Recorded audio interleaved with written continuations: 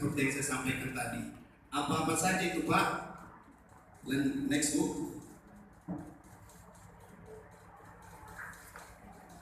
Nah, ini dia 3 lembaga bantuan hukum yang bekerja sama dengan pihak Pemkab Asahan. Yang pertama, Yayasan Lembaga Bantuan Hukum Cakrawala Nusantara Indonesia atau YLBH-CNI.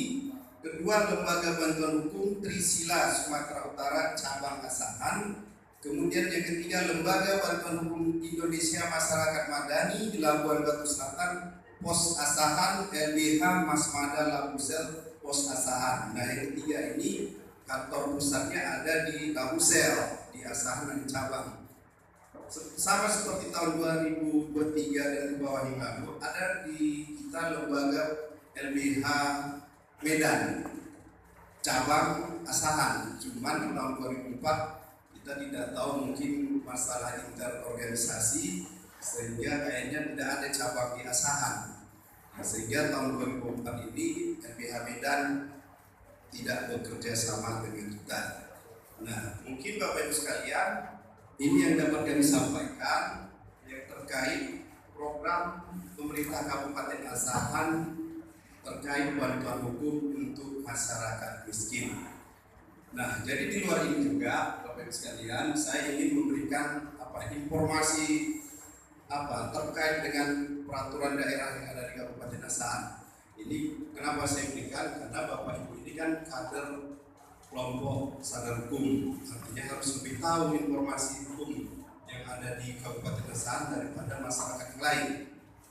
Nah, jadi Bapak Ibu sekalian, kita dalam waktu dekat ini pemerintah Kabupaten Asahan akan menetapkan 3 peraturan daerah yang terkait nanti langsung dengan masyarakat.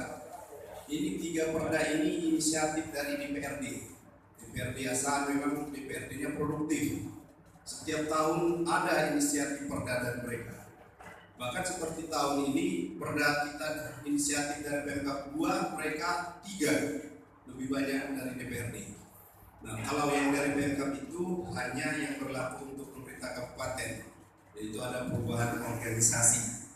Nah, 3 perda inisiatif DPRD ini apa yang terkait dengan masyarakat? Yang pertama, ini hati-hati untuk Bapak Ibu perokok.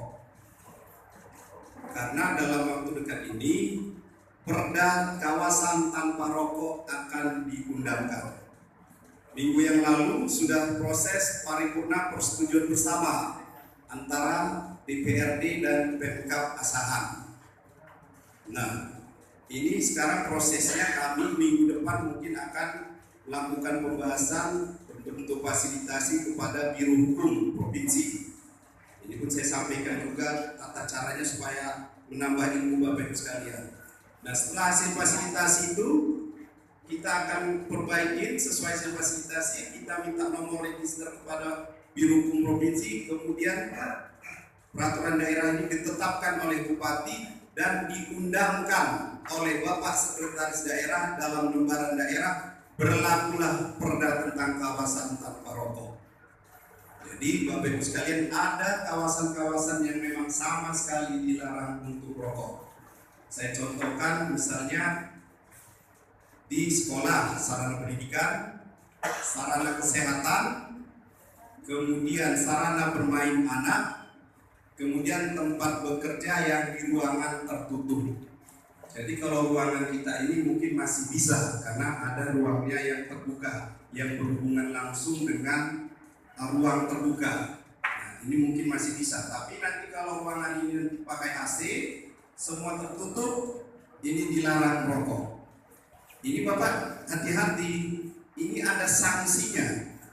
Ada sanksi administratif berupa denda, ada sanksi kurungan. Nah, jadi Bapak Ibu sekalian yang merokok, nanti setelah perda ini diundangkan supaya berhati-hati, karena nanti bisa saja lagi asik merokok difoto lokasi kejadian ini, laporkan ke Satpol PP. Satpol PP selaku lembaga organisasi perangkat daerah penegakan perda, dia bisa melakukan penindakan. Itu satu perda, yaitu kawasan tanpa rokok. Nah, yang kedua itu perda tentang cadangan pangan. Nah, jadi Kabupaten Asahan juga nanti akan memiliki perda cadangan pangan. Cadangan pangan ini gunanya apa? Pemerintah kabupaten mungkin akan bekerja sama dengan Bulog akan membuat situs stok beras. Nah, nanti mungkin tidak kita minta terjadi bencana atau terjadi kelaparan yang akibat mungkin gagal panen atau segala macam. Nah, cadangan pangan itu nanti akan dikeluarkan. Nanti tata caranya mungkin nanti akan diatur dengan peraturan bupati. Nah, kemudian yang ketiga, peraturan daerah tentang tanggung jawab sosial dan lingkungan perusahaan yang biasanya kita dengan istilahnya CSR, orang bilang CSR. Nah, ini nanti diatur karena selama ini sepertinya pemberian CSR itu mungkin dilaksanakan, tapi kadang-kadang tidak tepat sasaran dan tidak pas pemanfaatan sesuai dengan kebutuhan.